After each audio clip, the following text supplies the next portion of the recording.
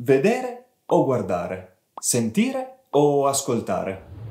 Se questi verbi vi confondono, il video di oggi vi aiuterà a capire quale sia il verbo migliore da usare. Ciao a tutti e benvenuti. Sono Mattia di Lingua Franca. Nel video di oggi parliamo di due coppie di verbi che spesso confondono chi sta imparando l'italiano. Sto parlando dei due verbi che descrivono ciò che facciamo con gli occhi, vedere e guardare, e dei due che descrivono ciò che facciamo con le orecchie, sentire e ascoltare. Partiamo subito dalla prima coppia, vedere e guardare. Vedere è solitamente ciò che ci capita anche involontariamente. Per esempio, noi esseri umani vediamo i colori, mentre alcuni animali non li vedono. Quando vediamo qualcosa non c'è necessariamente intenzione da parte nostra. Gli utilizzi del verbo vedere sono piuttosto simili a quelli del verbo inglese to see e del verbo spagnolo ver. Ecco alcuni esempi. Ieri ho visto un'esplosione. Ho visto passare un camion. Cosa vedi dalla tua finestra? Il verbo vedere viene usato spesso anche per espressioni come ci vediamo oggi pomeriggio? Ora vedremo cosa fare. Non vedo come potremmo fare. Il verbo guardare, invece, prevede un'intenzione da parte nostra.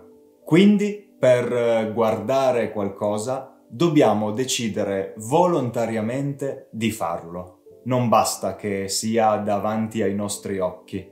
Anche in questo caso troviamo dei verbi molto simili in altre lingue. To look in inglese e mirar in spagnolo. Vediamo qualche esempio.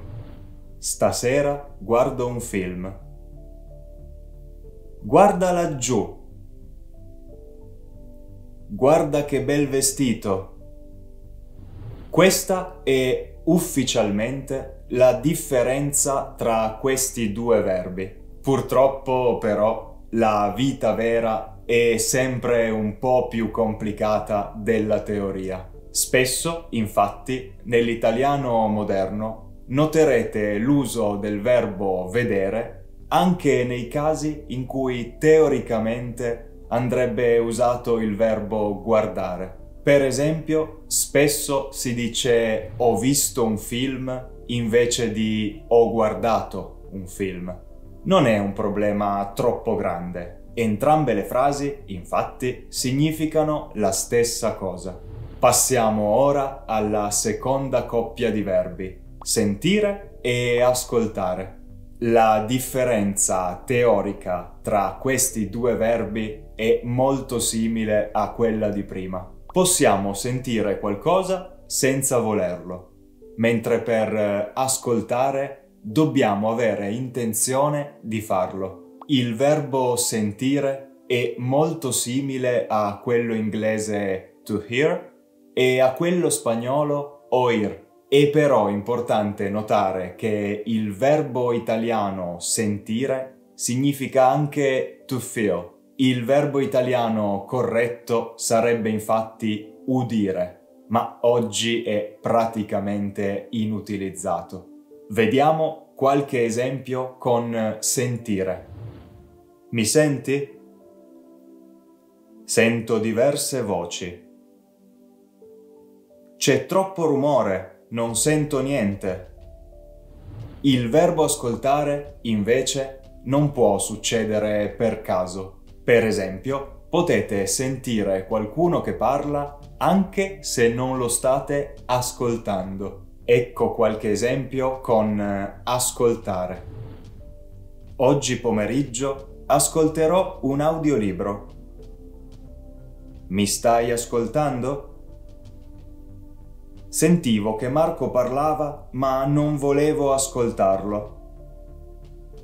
Anche in questo caso, nella lingua parlata, a volte troverete il verbo sentire invece del verbo ascoltare, senza che il significato cambi. Per esempio, spesso si dice ho sentito una canzone invece di ho ascoltato una canzone. Queste sono le differenze principali tra questi verbi. Ora tocca a voi. Avete capito come funzionano? Provate a scrivere una frase nei commenti con uno di questi verbi. Vi risponderò per farvi sapere se lo avete usato nel modo corretto. Se questo video vi è piaciuto, non dimenticatevi di cliccare sul pollice in su e di iscrivervi al canale. Dopo averlo fatto, controllate se sapete questi 5 verbi in italiano. Sono essenziali. Per oggi è tutto. Ci vediamo nel prossimo video. Buon italiano a tutti!